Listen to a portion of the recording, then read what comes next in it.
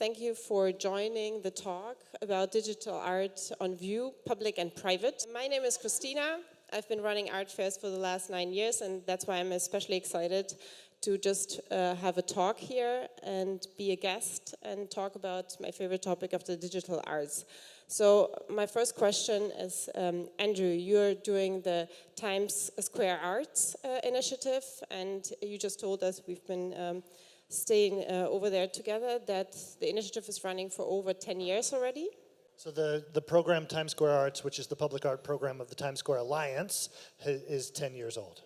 By the Times Square, you have a daily amount of people, around 320,000 walking by. Yeah, between 300 and 400,000 a day.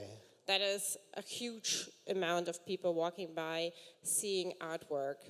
Can you conclude anything? What does it do? What does the art initiative do for these people that are walking by there? Is there a conversation? You say it was done and set up in order to trigger conversation. Do you see where this conversation is heading? I mean, I think this is, for us, the great mystery of our program, for me at least. So again, I work for the Times Square Alliance, and we're the business improvement district of Times Square, and I'm acting director of the public art program, which is a very small group of people and a relatively small budget for doing art in this space. And we have, as you say, between 300 and 400,000 people a day passing through, and it's an incredible audience, you could call them.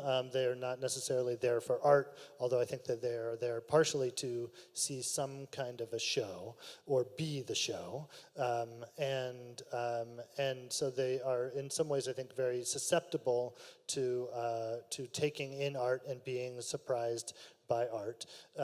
But we have so little way to have kind of personal interactions with them, or even be able to spend time on the plazas near the art in order to really, truly understand what their experience is. And so, I mean, one of the things that I'm really excited about, that I'm trying to build right now, is a kind of visitor engagement program, a kind of a docent program, so that we actually get more of that information about how people are interacting with the art that right now, in many cases, we only have time to kind of put there and leave and go work on the next thing that we're about to put there. So I want to hear more about it, about the dialogue part of your program, because it was set up in order to trigger that dialogue with that community as well. But I'm going to go ahead and ask Tiffany. Tiffany, in 2016, you started the space, also on the Times Square. Basically, you know each other well, I assume. No? But you curating art shows, and in that building you also curate if any office or any office building is vacated, and in the meantime you put art into it. So in your experience since 2016, how does it change the environment, and how does a dialogue happen, or does it not happen? Can you measure it somehow? The funny thing is, even though we're in the center of New York, which is Times Square, and maybe this incredibly with 300, 400,000 people, because I'm in an office building, it's like it's an invited audience who comes in. So it's not so much the public entering, but more us and the artist looking out and looking at the square and taking it in and conceptualizing it and thinking about it and thinking about the projects you do and thinking about the art history of the square. And so that conversation isn't really taking place yet, but it's more from outside in. We feel like we're in a fish tank looking at this epic world, and then sometimes we slip into the square when we can and do little performances out there, but it's almost, it's like looking at it. But is it, would you say, as you said, you have an enormous audience that doesn't pick and choose what to see, right? Because it's just there and it takes it all in. And on your end, you have a more curated audience, but that is looking out. But how important is space in your case? How important is it that you are, as you said, that you're in this fish tank looking out in this enormous space? And how is the conversation then reflecting upon the artist? So basically, like, Times Square also used to be a real center for artists, and it had a lot of artist studios. And for example, the Times Square Art Show in the 80s is like a very iconic moment. So it feels like really amazing with projects like yours to be bringing back artists into that space that used to be theirs, that contains. And actually, also in New York, there's such an issue of real estate is an issue because of the high prices, and so it's exciting to go to a place that it's sort of an irony that a place with such high real estate value actually happens to have a lot of empty, vacant spaces, and then it's like wonderful to be able to put artists in there and bring it back to that. So basically artistic activization, so giving it back to the artists in a way. This is what you're doing. So you're working more with the audience and having that internal monologue of the audience with your art. You're talking with the artists and giving them back space. And so I want to reach out to David. If space is at all an issue for you and Daata editions, do you need the physical space, or do you perfectly exist in the internet only? Both. I mean, we set it up to be on the internet, but it does give you moments where you can see an audience looking and you have time to engage. Thus, doing things during an art fair week where there's a mass audience coming to look at art. It's not always the ideal time because everyone's busy doing everything, but it's also, I mean, I think from what they're both saying, I think it's still one of the things that's what I try and do with Daata is about commissioning artists and about how do you find ways to empower, and I think we all do. I'm actually not that bothered by the audience. I want to reach audience, but if we start with the artist, you're going to reach audience if the work's good. And I think artists, I mean, at first of Times Square, I used to think, oh, this is a bit too mad. How could anyone want to do anything there? But artists want to see their work being seen. I mean, that's kind of why you make artwork, is to have audience. And it's a brilliant audience. You know, it's like the audience that would never naturally look at art. And I'm often hoping for that audience, but I still speak very much to an audience that seems to know what they're looking at, an art world audience. I'm hoping for a next phase of a wider audience, but you can't judge what they will want. Art is it's a very niche audience. But this is my question. You have the Daata editions and you commission artists to produce artwork, and that can be sold on your platform online. And artists, and you can track the number of people coming to the platform, right? You track it, how popular or how many clicks you got. So you're saying that the artist needs to show their work in order to get feedback, or is the online conversation enough? That's what I'm going at. I think it's mixed. I mean, I don't have it online to be like online's this magic moment, but it's a way of not, don't have a gallery space. So it's a certain model, and I'm not looking at it as being the ultimate model. I think it's just very important to delineate channels, because with YouTube and Vimeo and other channels, there's no way of knowing everything's got a sort of ring-fenced quality assurance, whereas we're not saying we are the best quality assurance, but we're curatorially consistent, and we have art world expertise and art world understanding, so it's to make sure it's an art world platform, not an internet platform of any description. How do you see artists dealing with digital and being present digital? What do they expect from you? So when you want to come and work with an artist you commission, do they have concrete expectations in terms of the hardware, for example? What needs to be shown, how the sound, or how hardware driven are digital artists? That's what I'm asking, actually. I don't think that, so our platform is a very strange one because we have so little kind of control. We're on about 25 different, the Midnight Moment program runs on about 25 different entities in Times Square, or screens or electronic billboards. Some of those are made up of many different individual digital displays, so we're on about 68 screens throughout Times Square. And Yeah, and they're all, so that's 25 different kind of systems that those are operating on, and 25 people at least who are responsible for programming those videos on on those individual screens. There's no coordination except our ability to coordinate all the people who do that programming.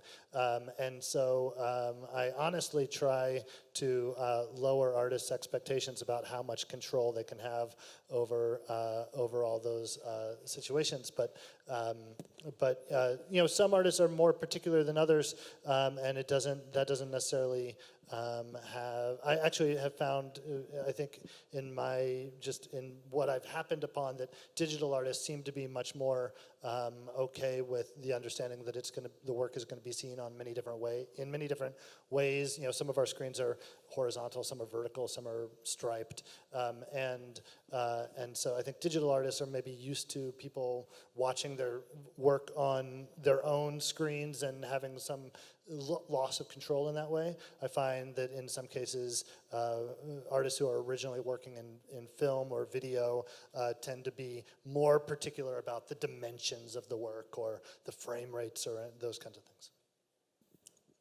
What is your experience, Tiffany? I mean, I think as a curator, you're constantly mediating artists' expectations. You know, an artist will always start by going fully ambitious and asking for the world, and you're like, okay, but how do we practically do this? So of course there's always technological limitations, but as Andrew said, it varies for each artist. So some artists are happy with a smaller screen, like for example in the exhibition that I just opened in London, Jasper Spissero's film is playing on a vintage television monitor, an old television monitor, and it's just with wireless headphones and very simple. And then Signe Pierce's installation is a 3-channel projection mapped with a screen installation, and that's how she wanted it, and that's how he wanted it. So, yeah, each artist wants it differently. So, although, of course, works can be viewed in any way, like, for example, with Rachel Rosson's piece, she's just created a VR piece, and it's with multiple headsets in one space. So you walk in, and it's called Stalking the Trace, a new show in London.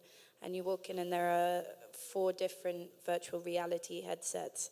We wanted 8, but it ended up being practical to limit it to 4.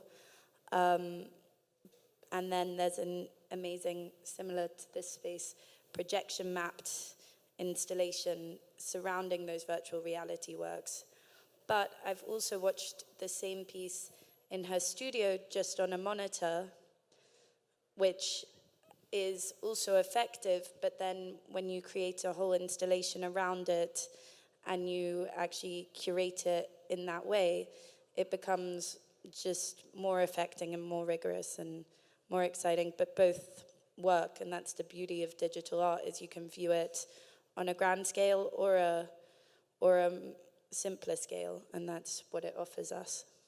But in your experience, you curated numerous shows, and do you think there is less rigorosity in the last years? Are they dealing better with this loss of control over hardware? Because I see this hardware component still strongly. That's why I'm trying to dig deeper.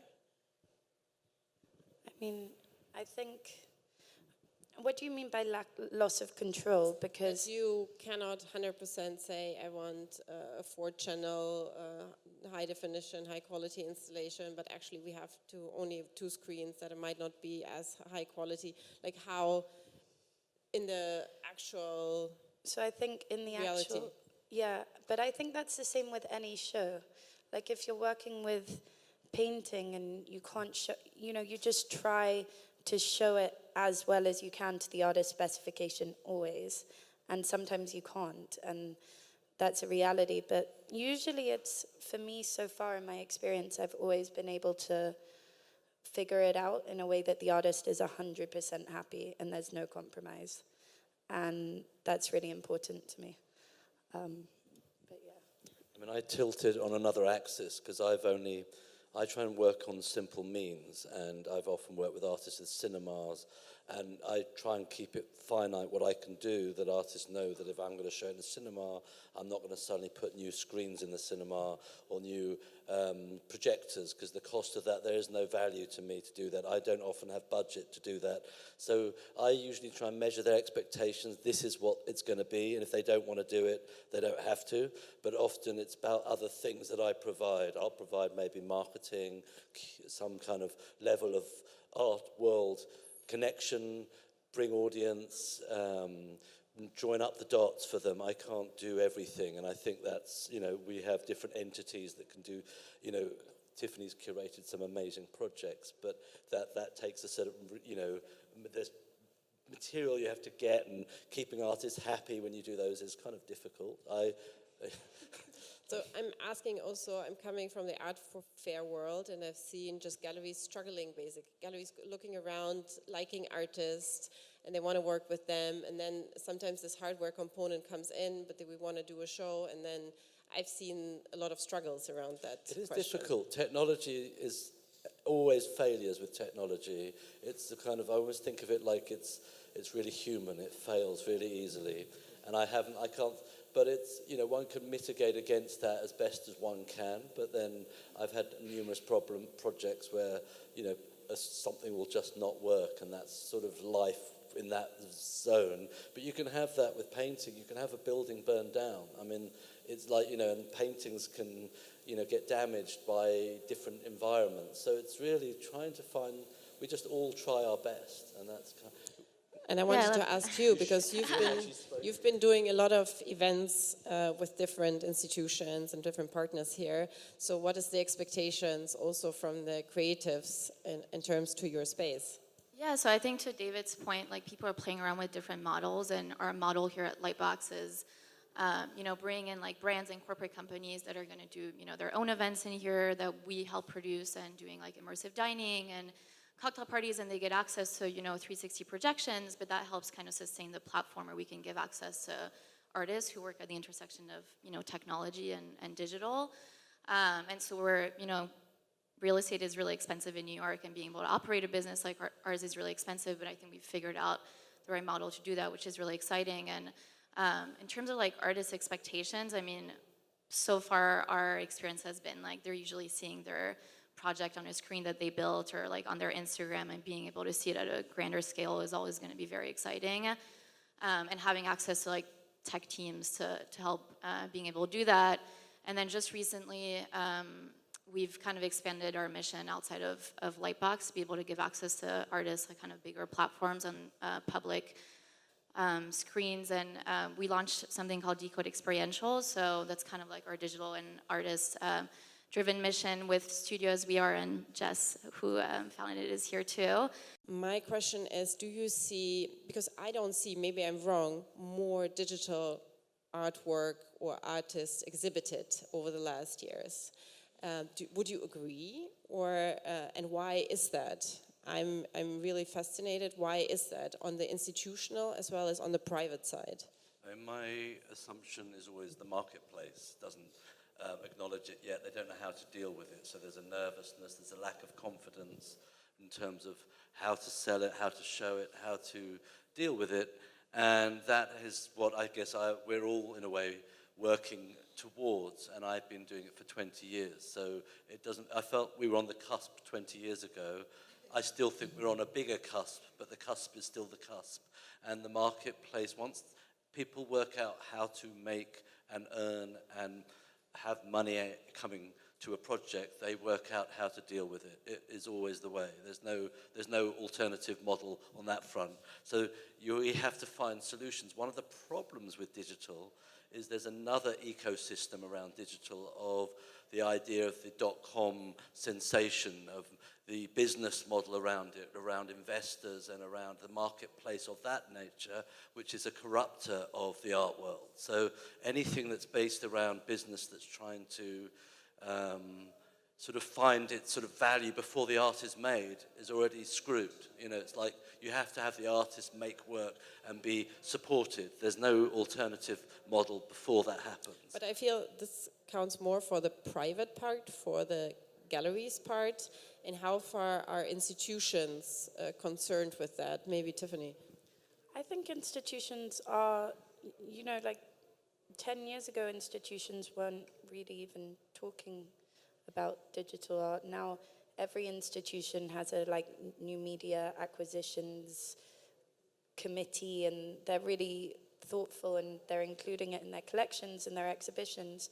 And I have seen, you know, it's not that every institution looks like this, but I have seen that it is becoming far more in the canon digital art, and it's been legitimized, and there's enough scholarship. Of course, there's still work to be done. We still have to push it forward. But I do feel that there has been I guess I don't agree. I feel like there has been a shift, and it is really, I remember, like, years ago, people would be like, video art? Like, ooh, I hate video art. Why would you even watch that? But now for a legitimate curator to say that would be kind of crazy, you know? It's like, it would be missing a whole element of the art world. So I think that shift is happening, and we're in the middle of it. Yeah.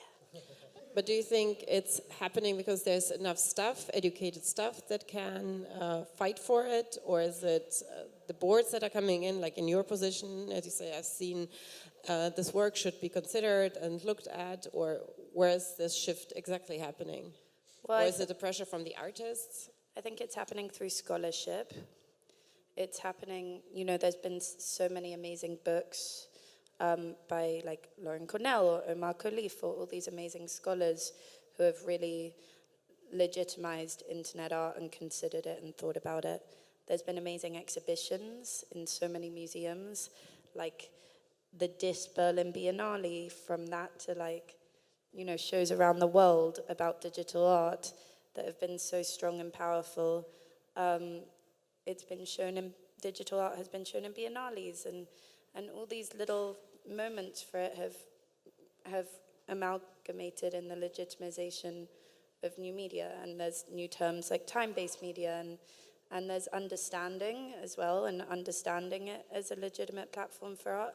And then the big thing is also being able to save it for, blanking on the word, restoration, or yeah, restoration and conservation. Thank you, conservation art. And then there's organizations like Rhizome who are doing research in how are we actually going to conserve all this art. And when museums begin to feel confident that conservation is possible, I think also that encourages more collecting.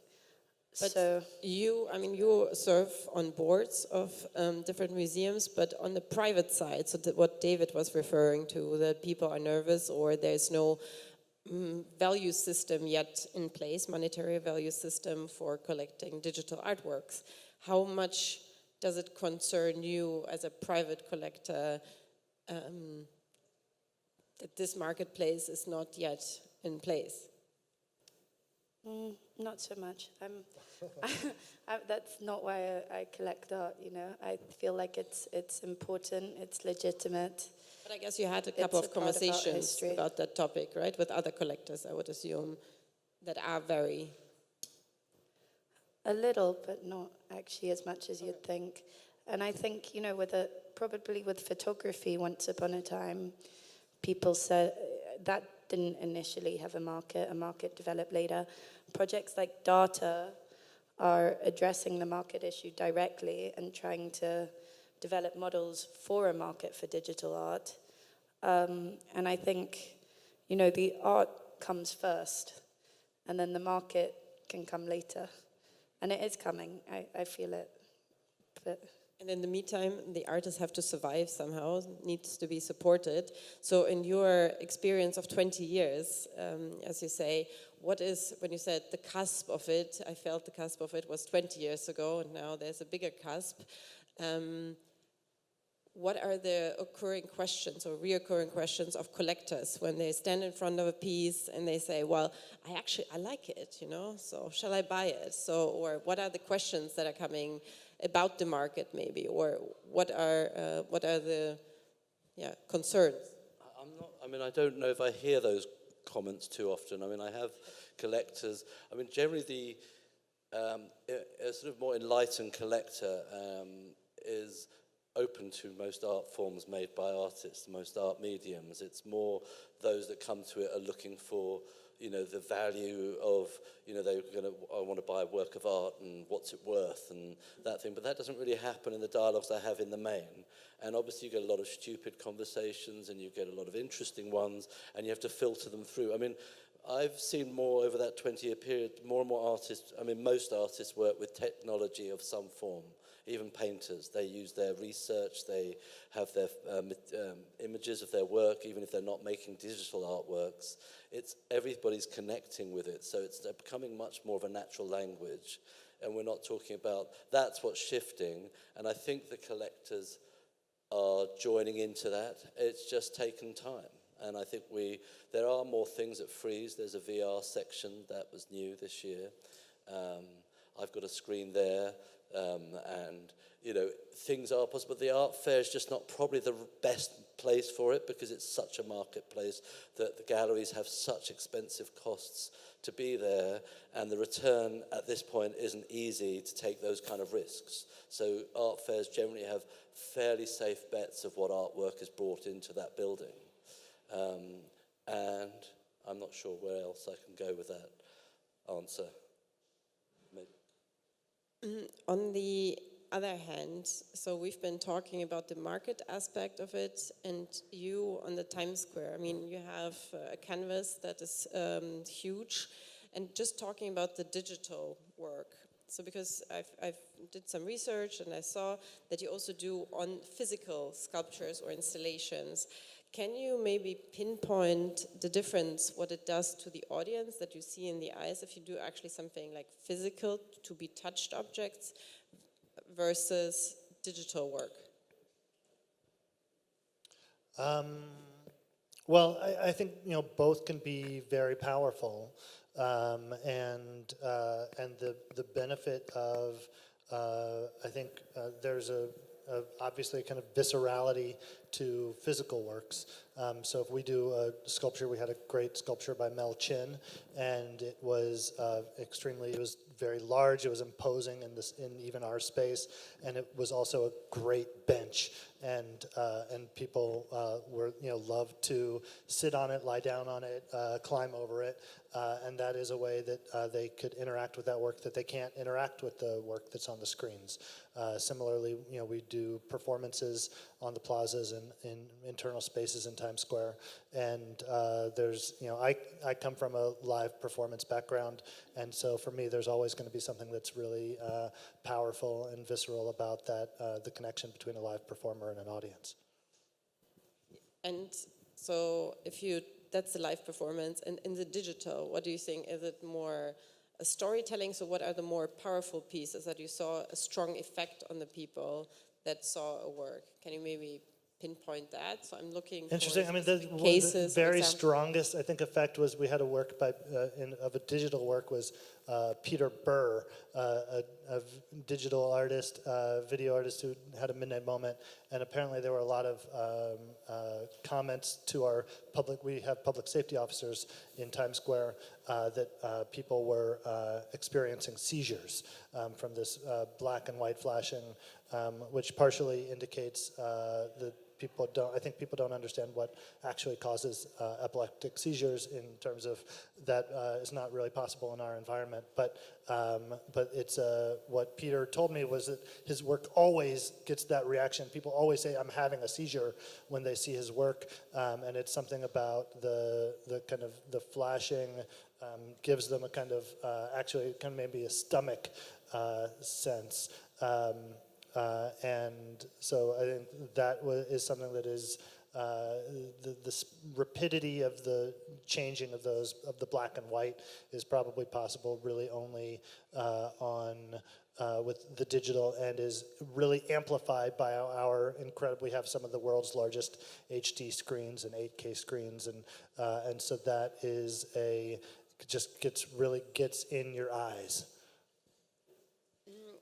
When looking at the Times Square, you also say, you point out explicitly that you're working together with non-for-profits, you're working together with the institutions and with the businesses. So as a public art institution that works together with businesses in the Times Square. So again, this conversation between the private and the public, how does that go? Do you have, so if you go to a business, do they pinpoint and try to ask a KPI out of you? So what do we get out of it? I mean, how do you lead that conversation? So we are the Times Square Alliance, and we are the Business Improvement District of Times Square, and we're run essentially. Our board is made up of. We operate on an assessment on real estate in the district, and so our constituents and our ultimate responsibility is partially to those constituents, but we also have, I think, a responsibility to the citizens of New York and everybody who comes here. But one of the ways that we have talked about to our board about the value of doing public art with their money is the kind of positive press that we get from, and so there have been cases, there have been years where we've looked at the press and 80% of the positive stories about Times Square were related to public art in Times Square because the press loves to, as so many of us, love to talk about what we don't like about Times Square. And so that is, I think, one of those, in terms of how we talk to those particular constituents, that's that kind of the ability of art to change perceptions of Times Square. So this is a good KPI, positive, you can measure it, you can give statistics compared to, so that's a good selling argument basically for art. And hopefully fill that vacant retail space or office space. Okay, and going, that leading this conversation, or going forward with this conversation. So how big is your annual budget? Can you name it? Can you give us an approximation? Midnight Moment is about $125,000. The full budget of Times Square Arts is about $1 million a year. A year, okay. And you can probably name numbers, but is it like a tenth of an annual museum budget? It's a lot less than that. Is it like 3%? Just that... It's tight. It's tight. I can't name numbers, but it's tight. But that's also kind of the fun of it. Because I find when things get high budget, my aim is really to be experimental and just fun and still serious, but enjoy what we're doing, just creation.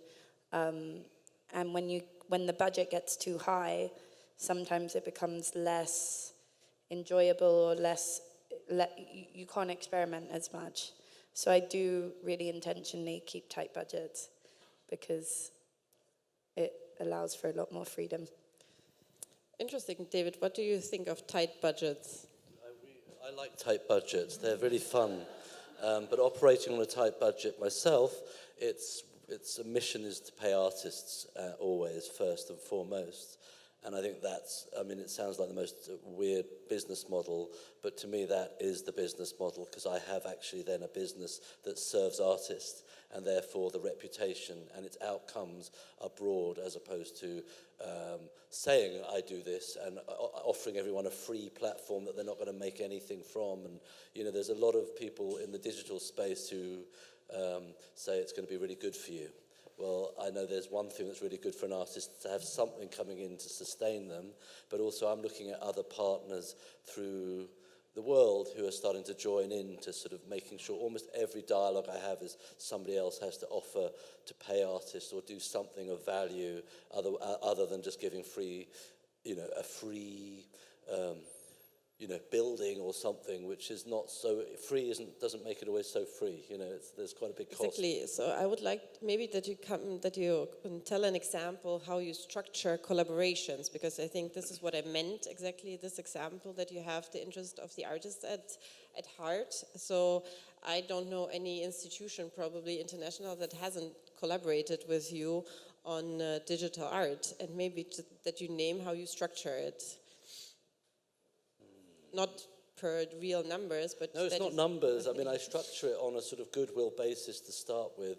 I have a reputation of delivery. So for me, it's a sort of quirky area of the art world as we're all discussing it.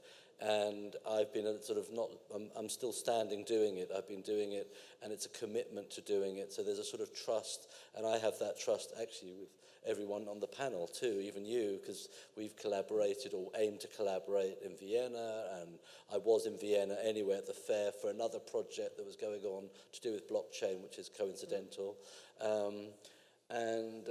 You know, I think there's a desire for all of us to collaborate with those that sort of care, and I guess that's what I'm looking for in any. I mean, I've got several models right now, one with Phillips Auction House where we're co-commissioning some works. They're actually paying, and they're putting a budget together to pay the artist and put on the exhibitions and promote the project, and on Park Avenue. So I'm hoping it hits an audience I'd never hit. It's hitting an auction house audience I'd never know how to get to or even want to get to normally, but it's people who buy art. So for me, that then broadens the conversation out.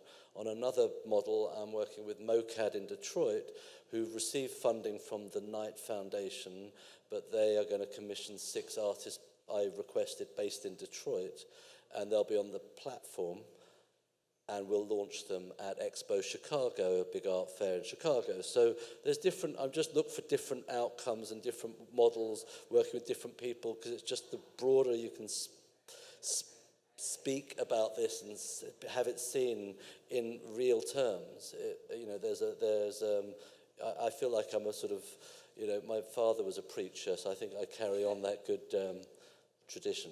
And Daphne, so we in the art world, we love tight budgets or not. We also love bigger budgets, and when it comes to business, so when businesses come in here and want to do something creative, and how do you see their quality assessment in terms of budgets? How much freedom, how much budget do they actually allow to creatives to create something unique?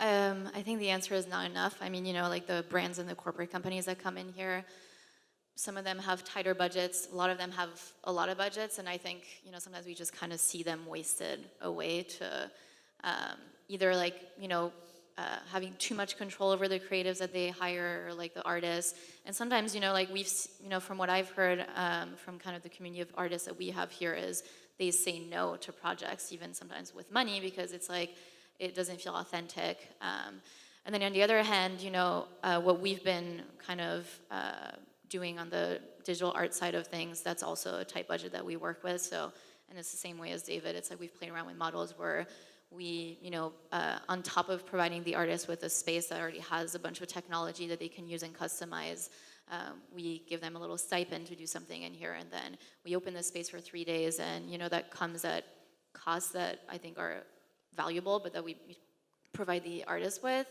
But yeah, I think in terms of, you know, the brands and corporations, like they should be putting more kind of, you know, creative money towards the artists that they don't enough right now.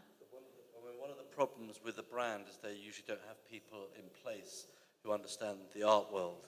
So the idea, they want other expectations from it. And again, there's a team of people here who all, you know, that's what we do day in, day out, and care at different levels or different ways. And I think that's the problem, because they're looking for, you know, profit, or they're looking for great marketing outcomes, and that just isn't really in my consciousness as I work. I was trying to find the best outcome for the artist or their artwork, and I think that's the same across this team.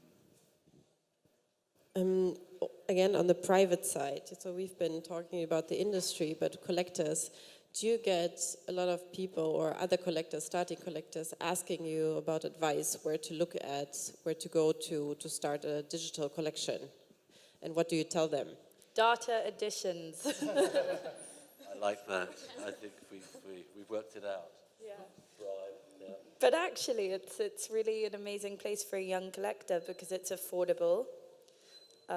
Maybe David should talk. I think about I this. like it you speaking, because it makes it feel less egotistical. But it is aimed at being affordable, and it is about, you know, it's a platform to, you you know, I want many more. I mean, my desire for a business model is that there are many, because then you have a proper marketplace. When there's just a few, people still look at it, they're a bit gingerly tiptoeing into that arena.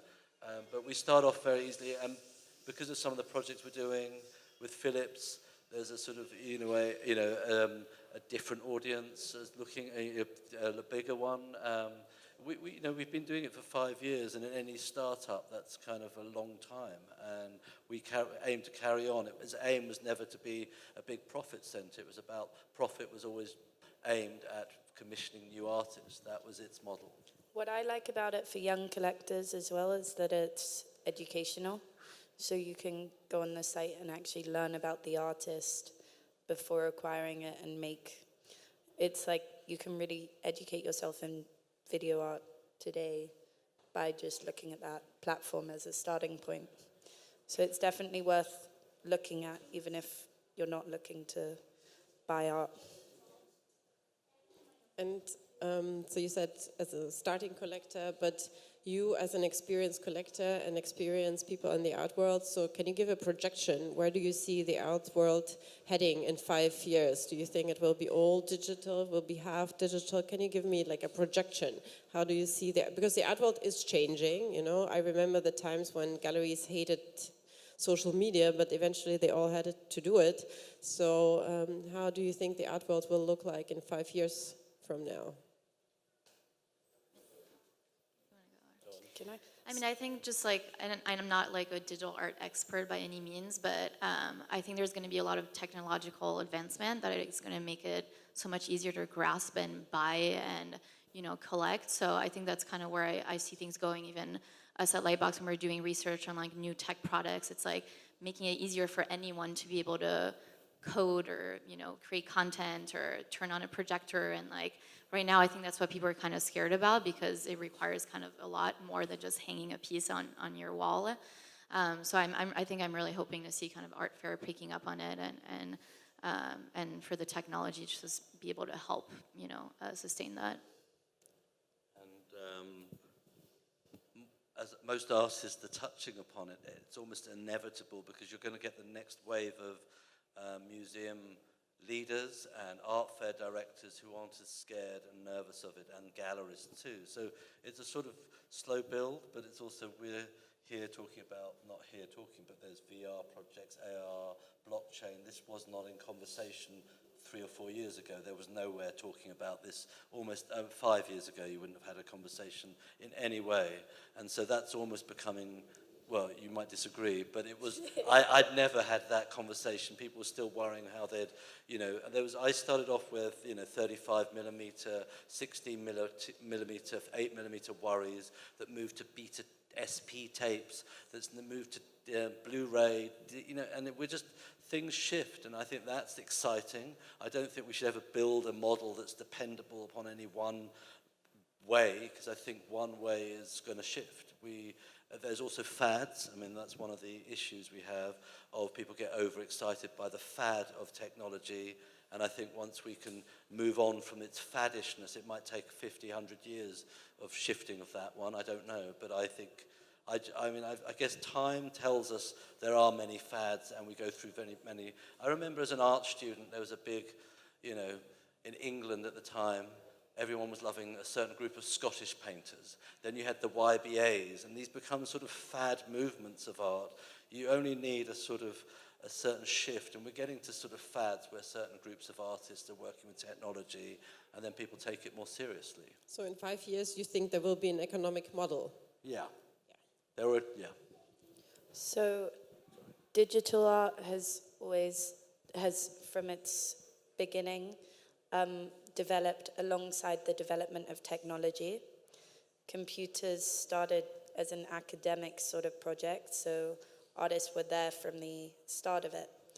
And as technology develops, digital art shifts. So like David, which is exactly what David just said.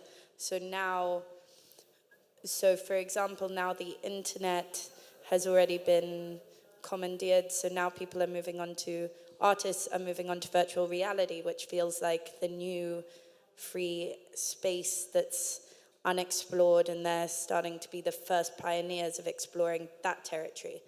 But then I can't predict what will come after that because it hasn't been invented yet. But I'm sure the minute it arrives, artists will be there and they'll be developing it. And digital art is another medium now. It already is. And it's as legit a medium as any of the others. And that will continue. And I think people will begin to understand that more and more.